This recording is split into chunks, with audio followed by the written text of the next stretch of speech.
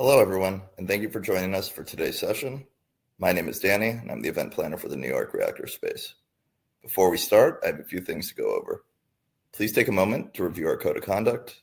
We seek to provide a respectful environment for both our audience and presenters.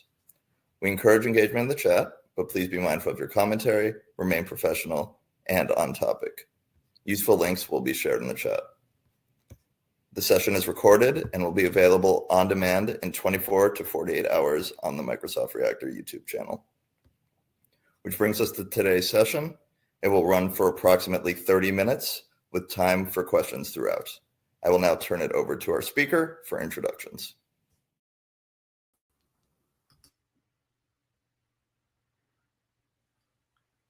We are not able to hear you, Nitya. Hi, small thing, Model Mondays on mute. Okay. Hi, everyone. Thank you so much for joining us. This is episode number 7 of season 1 of Model Mondays. And we are super excited today to be talking to you about open source models. So before I get into that, I want to introduce my colleague in arms. Hi, Sharmila. How are you doing? Hey, hi, Nitya. Hi, everyone. I'm doing great. And of course, every week it's like busy with all model and model use. So there's never a dull moment. That is true. That is true. And we're actually very excited. So for those of you who joined, our focus this week was going to be putting the spotlight on open source models. And particularly, we were going to look at the Meta Llama stack. But instead, we are actually going to be focused on the Llama 4 family or the Llama 4 herd of models that just got released on the Azure AI Foundry catalog recently. So, but before we get into that, I think the first thing we need to do is catch up on a loaded week of news. So Sharmila, I'm going to let you take it away and tell us what are the highlights from our Model Mondays. Thank you, Nitya. Hey, everyone. Welcome to this week's Model Mondays. So I've got 5 sizzling highlights fresh from the AI model world, just like every week. Let's now dive into the hottest releases that are lighting up Azure AI Foundry and GitHub. And if you want to explore more while I walk through the highlights, please scan the QR codes or check out aka.ms/Model Mondays to get hands-on with these models. In some cases, the QR code goes to a blog post where if it's not a model highlight, but in most situations, it'll take you to a model card and you can try the model out with the model cards. Okay, so Command A and Embed 4 is the first model we are going to talk about, and they are like the peanut butter and jelly of AI-powered search. Now, these models are purpose-built for agentic RAG workflows, and Embed 4 is multimodal, indexing both text and image data, and Command A delivers powerful multilingual generation. So think like finance, healthcare, manufacturing, enterprise use cases, and you are like ready to roll with these models by dropping them into your pipeline and you can get enterprise grade RAG that scales fast and smart.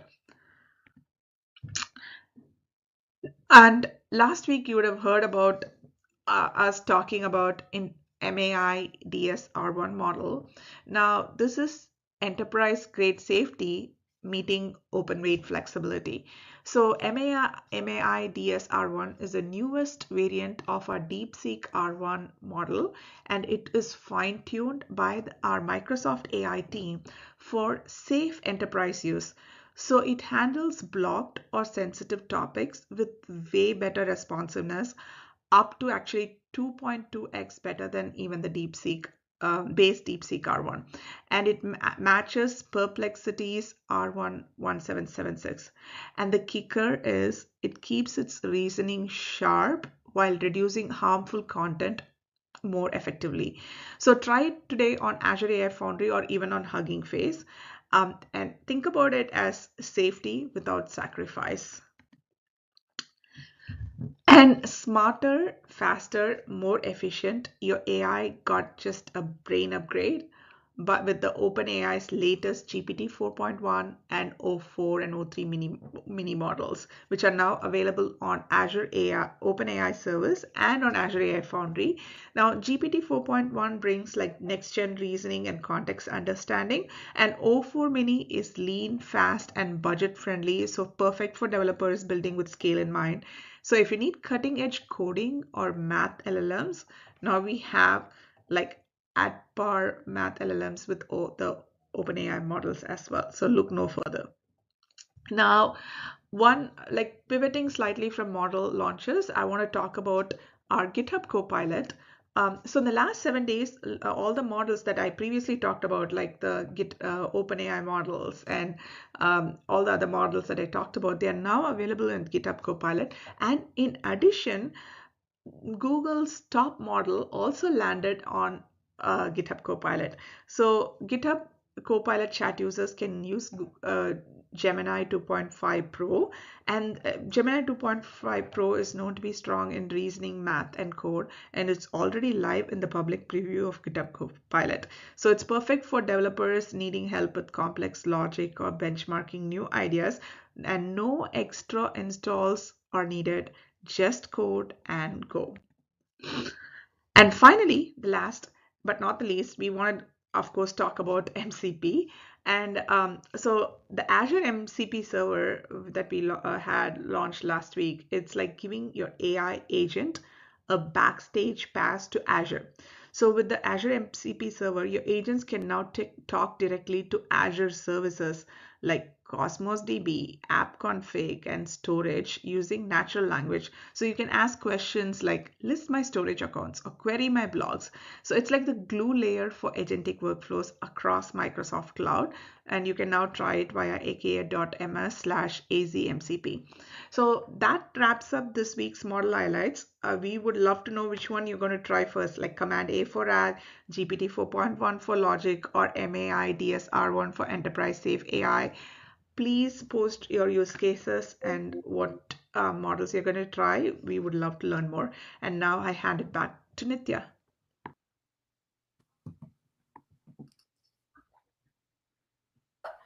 I have to keep remembering to unmute. Hi, Sharmila. I was actually super excited about the MCP server for Azure. And I know Pamela's done a whole bunch of stuff on it as well. Also really excited that Microsoft Build is coming up. And I think there's going to be a lot of stuff to uncover when we get there. But let's jump from there into what we're going to talk about today. So I believe, let's bring up our featured guest today. Our focus today is on the open models, and specifically on the Meta Llama 4 herd of models that were recently released.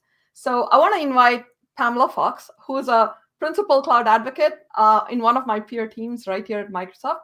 And she's going to tell us a little bit about what the Llama 4 series does and walk us through a hands-on demo live. So let's get Pamela on. And Pamela, do you want to take on and share your screen?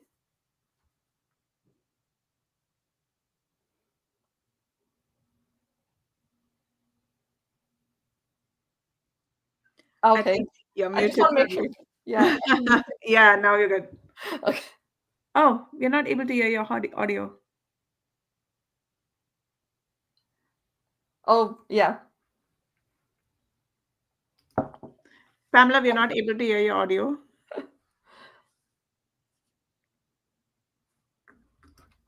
Oops.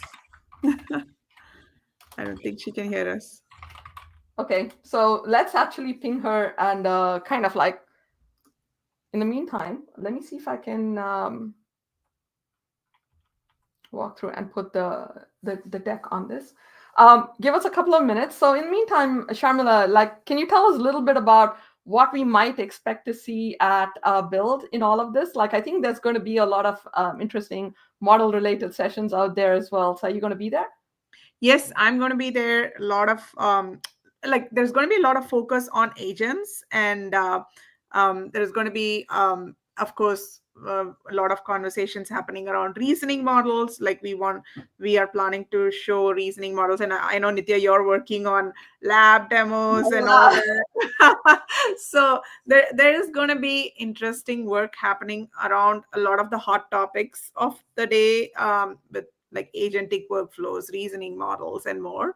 Yeah, it was going to be a shameless plug on my part to say there is going to be we're working on a reasoning models lab and also one on evals. But yeah, I'm expecting a lot of, and plus, of course, many of our partners will be there. But Pamela's back. Let's see if her audio is fixed. I can hear you now, which is great. Okay. Yeah, we can hear you. All right. All right. We'll turn it over to you now.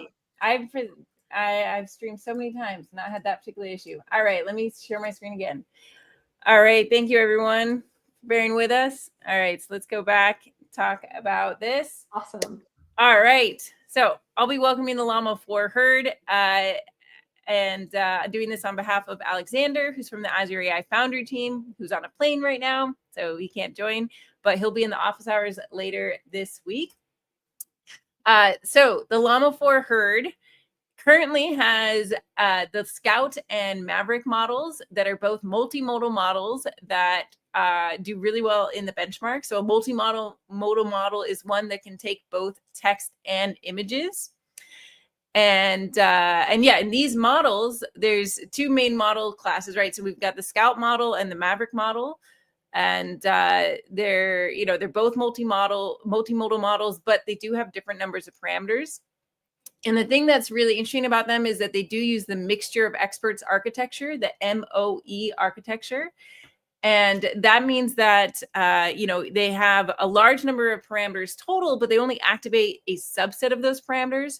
So both of them only have 17 billion active parameters at any time. But they have much larger total number of parameters, right? So the Scout model has 109 billion parameters total, and the Maverick model has like 400 billion parameters total. But at any given time, both of those models are only activating 17 billion parameters. And that's because they have a bunch of experts, and they're only activating a subset of those experts for each question, right? They figure out which of the experts are the most relevant to answer that question, and they only activate those experts, right? So the Scout model has 16 experts, and the Maverick model has 128 experts. So that's a really cool architecture because it means that it can scale more more easily, especially for inference. So when we're actually asking a question of the model, it can answer more questions because it's only activating a subset of its parameters, and so we can scale it. We can get better inference performance, and just generally get good speed from it. So that's a really exciting aspect of these models. Now, we have both of them hosted now on Azure AI Inference and also on GitHub Models. So let me just show you what that looks like. All right, so if we go to the Azure AI Foundry model catalog, and here I already filtered by the Meta collection, so we could see just the models from Meta. And underneath there, you can see, you can see these recent models, right? So we got Scout, Maverick, Scout, right? And there's two different versions of the Scout one here. One of them is Instruct Tune and the other one's not. So you could go, and click on one of these, and you can see its model details here. You can also see that it's also multilingual, right? So, if you're developing something for Arabic, Hindi, Portuguese, Spanish, Thai, Vietnamese, all these languages, it has specifically been trained with those models in mind. It's also seen a bunch of other languages in its training data, but these are the languages that it was more specifically trained for. So that's great if you're developing for these other languages, right? So you can see all the details on the model card, and then you can click deploy, and you can pick to either do the serverless API, which is means you don't have to manage the infrastructure, you're paying as you go, or you can do managed compute if you're going to be using quite a bit and you actually want to basically set up your own dedicated GPU for that. All right, so the other way you could use it to just get started to try it for free, which is always great, trying stuff for free, is to go to GitHub Models Marketplace. And this is a way that you can browse all these models that you can try for free. All you need is a GitHub account, and boom, you get to try these models. They are rate limited, so there's only so many tokens you can send to them per hour per day. But you can still try them, quite a bit. So in here in the model catalog, you can see, once again, I filtered by Meta, so I could see just the models by Meta. And we see at the top the two recent ones, Scout Instruct and Maverick Instruct, right? So you could click on one of these, and you could try it. You could try it in the playground right here. You can actually get a little playground here. And so anyone with a GitHub account can go and try this right now. Or you can click use this model and it'll give you the code to use it in different languages. So we got Python, JavaScript, C#, Java, REST. With REST, you could curl it. If we're doing like Python, you've got code for the Azure AI Inference SDK that you can use, right? So you can get the code to get started with it as well. So that's what I'm going to do, is actually show you the code, because that's what I like doing. And for this portion, I will be wearing my llama ears because I am representing llamas everywhere and llama lovers. I don't know if we have anyone in the chat who's from a country where you natively have llamas wandered around. You should comment. All right, so let's look at this code here. I'm going to be connecting using GitHub models, right? So all I need is my GitHub token. And then this is the server that hosts the GitHub models. You'll see that it's ai.azure.com. That's because GitHub models are actually hosted off of Azure AI. So using really similar infrastructure to what you'd be using if you were deploying a serverless one. So we connect to that. Here I'm using the OpenAI SDK because we have an OpenAI compatible API, but we could also use the Azure AI Inference SDK or other packages that we like to use when interacting with models. All right, next thing we're going to do is I have this function here that can take in a local file, read the file, and then encode it as base64. So that is the way that we are going to send images to the model as base64 encoded. And now I've got my actual request to the model. So here you can see the model name. Really rolls off the tongue here. Llama 4, Maverick, 17 billion, 128 experts, instruct, FP8. I set a temperature of 0.2. I set messages. So the user, the user has a question and is attaching an image, right? So here the question is, does my 5-year-old need to be afraid of this insect in our bathroom? This is based off a true story of a picture of an insect I took 2 days ago. Let me show you what that image looks like so you can see what we're sending to it. Okay, so here's the insect. It looks really big. It sometimes scares little children. And what is it? So we can go and send this request to the model. And we get a response that says the insect in the image is a crane fly, which is often mistaken for a giant mosquito. But crane flies are harmless to humans and do not bite or sting. They're actually beneficial insects. So your 5-year-old does not need to be afraid. Also, my partner, who's a grown-up, does not need to be afraid. I'm the one in our house that deals with insects. All right, so great. So it was able to answer that. So now let's look at some common scenarios that we would use for, with vision models, right? So one really common scenario, which I really like, is using these image models in order to make it easier to write alt text for images to make our content more accessible to people who are vision impaired, who are, using screen readers to browse websites, right? So I told it to generate an alt text based off an image, and it's a fairly complicated architectural image. And, we wanted to write some alt text to help someone who's reading a screen reader, using a screen reader. So I'll go ahead and play this one. All right. So we get a nice description here. Yeah, good. So that's a good alt text. It's not too long, but it does give the general idea. We could also do something to help out, actually make an application that's helping people going around navigating the world, right? So maybe they go to a restaurant and there's a menu and the menu is really hard to read. I mean, it's even hard to read for, people who can see, right? Look at this. This is a crazy font. It's using all these Italian, words what is a gratinate? What are a lot of these things, right? So we can just, send that menu to the model and say, hey, is there anything good for vegans on this menu, for example, right? So getting, nice help for, both vision impaired people and just anyone, right? And so we see a response. It's able to read that menu with its crazy, cursive font. It's able to read it. And it does say top, suggestion would be the spinach with lemon and garlic because that doesn't have any dairy in it. All right. Now, another use case that's common is insurance claim processing. So here we've got this image we're going to send in which is a picture of a dented car. So imagine somebody sends that in and says like, hey, I want to get my insurance for this. And they might claim that this is due to hail, right? So imagine we have this image and the user says it's due to hail, right? So we're sending it to the LLM and saying, hey, it says the damage is due to hail. Is that valid, right? And, we send that and we send the picture and it says it is not valid. It is a large dent in the hood, which is not consistent with hail damage. Hail damage is usually small dents rather than a single large dent, right? It's more likely caused by a collision. So this would be a way of screening insurance claims to figure out which of them are more likely to be fraudulent claims. Now, you should always involve a human in the loop.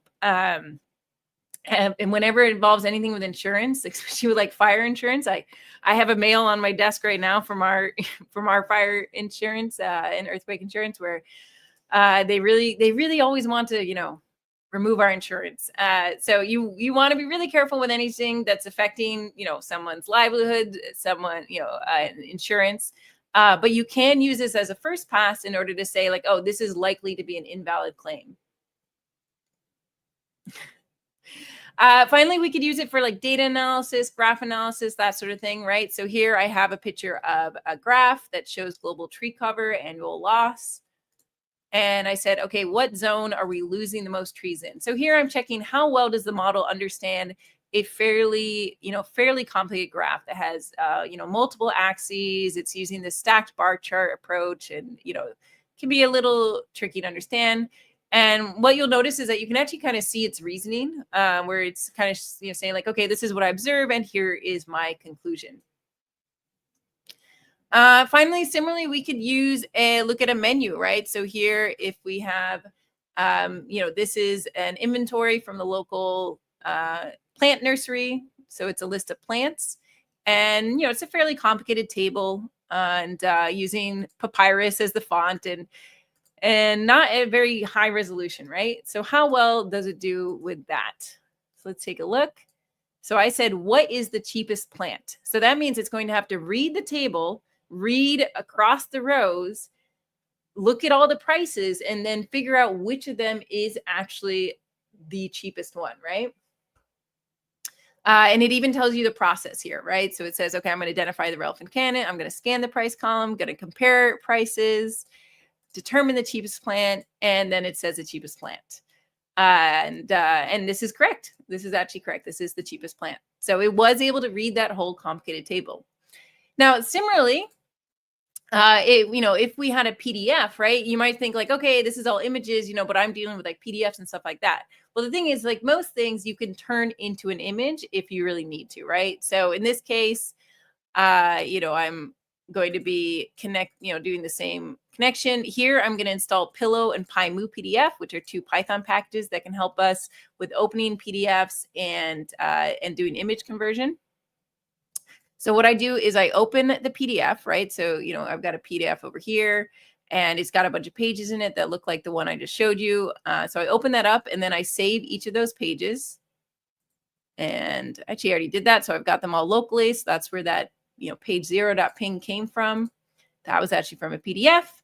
And then, and then I can send that as an image to the model, right? So this is just to show that, you can only send images to the model, but there's often a way to turn whatever your input is into an image. So don't feel too constrained by the fact that it's only an image input, because really we can turn like everything into image. So in this case, I actually just converted that whole page into a markdown table. So you can also use this for extracting, like for document conversion, document extraction. All right, now finally, these are all Python scripts. Of course, we can use these applications to build full user-facing applications, end-to-end applications. Here, I've got an application where users can upload images and ask questions about it. So let me go ahead and upload an image. And this is an image I took of the stock chart this morning, and I'm really don't very much understand charts. So I really like when the LLMs help me understand stocks and graphs and stuff like that. So let me go ahead and ask a question. And I'm going to use this speech input here, which can use the browser's speech input API. Should I sell stocks right now according to this graph? Okay, so it transcribed what I said. Oh, it's probably still transcribing actually. Yeah, I did. All right, I'm gonna get that. All right, now I'm gonna send it. Before I keep speaking, I should just press stop. There we go. Okay, so I turned my speech into text, and then I sent both the text and the image to the model, and it analyzes this graph, which has a lot of stuff going on. It explains it, the simple moving average, this other stuff here, and then finally at the end it says, if you're risk averse, you might consider adjusting further. Long-term investment might be prudent to await further confirmation of a trend reversal. So this is great, right? It's helping to understand this graph and helping me make better decisions in life, which is all I want to do. And yeah, so that's what I wanted to demonstrate today. So keep in mind all the stuff you can do with multimodal models, and of course there's other stuff you can do with the new Llama models, such summarization of huge context, because they do have really, really long context windows, potentially what is it, up to 1 million and 10 million. So I have that here. Yeah, so the Llama 4 Scout can take a context length of 10 million. The Llama 4 Maverick can take a context length of 1 million. And they're both tuned for handling long context well. That's my demo. I'll go over to Nitya now. That was not a demo. That was like a full compressed walkthrough. I was trying to keep pace with all the resources you're putting out there. I really, really love that vision notebook. So I put that link in there as well. We usually have a 5-second delay, so I'm hoping people will start asking questions and we can monitor them. But to kind of kick things off, I was going to ask you, because we had someone come and talk to us about visual generative models in 1 week. We had reasoning in another. So when we look at something like the demo, I was particularly very struck by the multimodal. How do we choose? What are the ways in which we pick this model versus another? What are some of the things that people should think about? I know context window is probably one, but anything else that they should think about when they look at this? Yeah, that's a good question, because I actually have run that same notebook I pretty much run it on every multimodal model that comes out. So I have a pretty good idea for what, which models do well with the different tasks. And I did actually remove a few of them that the Maverick model didn't do as well as. So what I noticed is that if I was trying to do exact analysis of something known in the world, I wanted to say exactly what kind of crane fly it was, or if I send it, I have this example of a picture of crocodiles, and if I ask the model oh, is this alligators or crocodiles, Maverick wasn't able to answer that as well as GPT-4o, right? Because that's an exact animal identification, right? So if that's GPT-4o actually does amazingly well with exact species identification, to a surprising amount. And I think it's just because of what it's trained on and the fact that it has so many parameters, right? Because if you have 400 billion parameters, there's only so many exact species you can encode in that. So if you're trying to rely on something that is like knowledge that is in the weights, then you're not going to have as much knowledge in the weights for smaller parameter models, right? That's how it is. There's only so much information you can stuff in your brain or in a model. But it does really well. If all the context is there, it does really, really well at understanding it, right? So that was the main difference I saw, because otherwise the Maverick model did really well at all the use cases.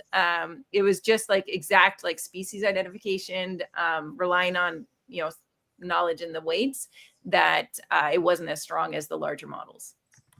Yeah, and since you brought up GitHub, I wish now that we had done the comparison side by side, because you could have done it right there. But see questions come on the chat, so I want to actually turn that over to that. Sharmila, do you want to pick one, or do you want me to go ahead and kind of get them out loud? Yeah, I can pick one. I mean, I'll pick from the top. Yeah. So if you want to generate images or video, would you use the same model or add a diffusion model? If it depends on the resolution of the output, how would you decide? Yeah, good question. So I'll post the model card in the chat. So these models can take in images, but they only output multilingual text and code. So basically, they only output text. If we wanted to output an image, we would need to use a different model. I actually haven't done any image generation myself. Maybe one of you have done it and can recommend a model, whether a diffusion model or, I know that ChatGPT now is able, like they're using the newer model that can output it, but I don't think that was in the API yet, right? No, we don't have the latest ChatGPT image model, but we do have Stability AI Stable Diffusion Large, which can take both text and image as inputs and have image output. So that might be a good one to try in this situation. We actually had that 2 episodes back, so there are demos for that there. Yeah. So next question is, what tools in Azure are available to fine-tune and create our own MOE models? Yeah, well, Azure AI does have fine-tuning, and according to the model card, these Llama models are supposed to be very good for fine-tuning. I know my colleague Cedric has done quite a lot of fine-tuning, like synthetic data generation, like distillation, that sort of thing. I'll link to one of his repos. I don't know if he's tested it with the latest Llama models, but the repo I just linked to is one example of how you can do fine-tuning using the using meta models and Azure AI fine-tuning. I should also say that Cedric and another person on my team, they're basically doing a lab at Build on this topic, and I think he might actually he might be working on something there. Yeah, and interestingly, Nitya, I know we were supposed to do a synthetic data generation episode.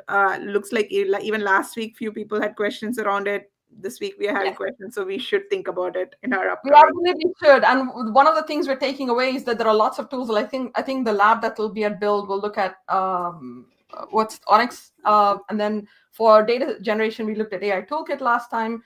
So there's almost this intersection between models, tools, and agents.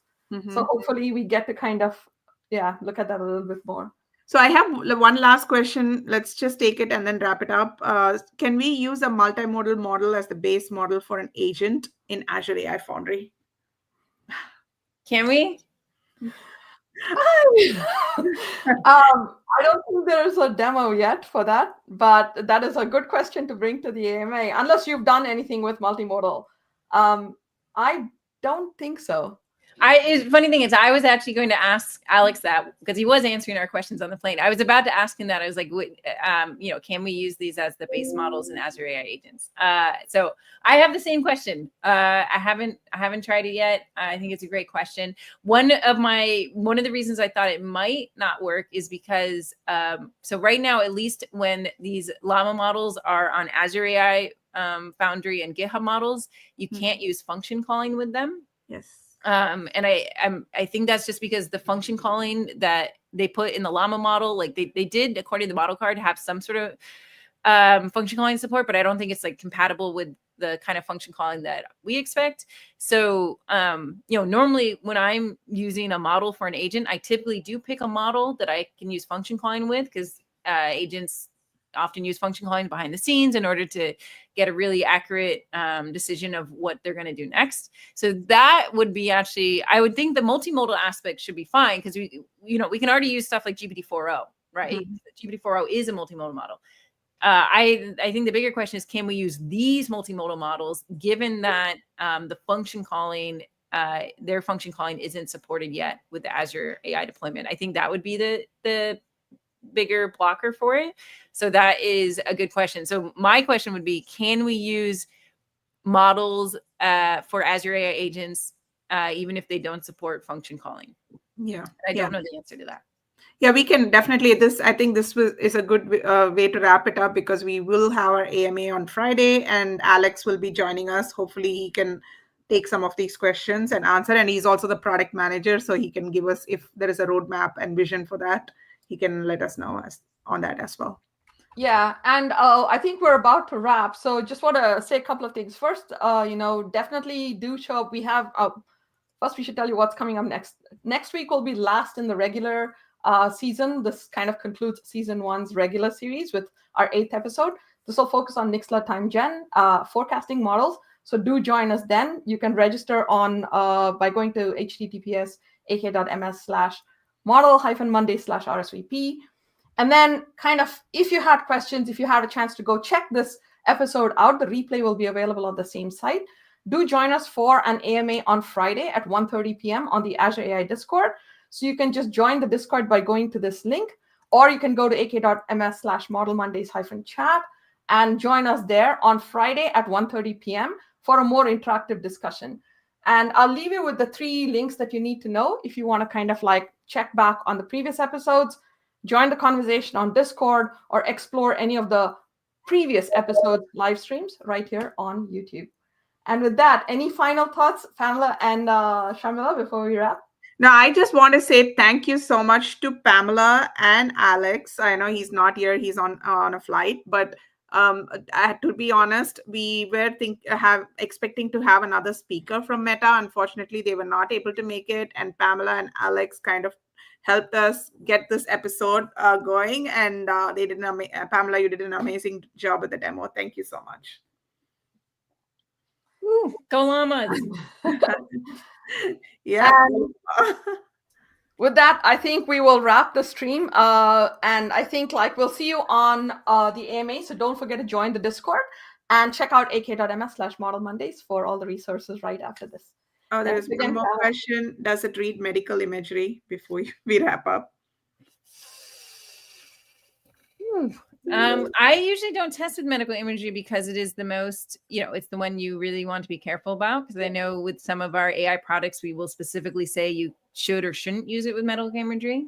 Like with the Azure AI Vision model, which is the Florence model. I haven't seen anything for or against for these models. And also because they do support fine tuning, then I think they could be a good one to do fine tuning with for medical imagery, right? Yep. And we also have a lot of healthcare models which do this specifically, like Page.ai models and other healthcare models in our catalog. So please feel free to check those models out. They might be more appropriate for these medical imagery situations. Awesome. Thank you. That will wrap this episode, and we'll see you all on the AMA on Friday. Thank you. Thank you. Bye.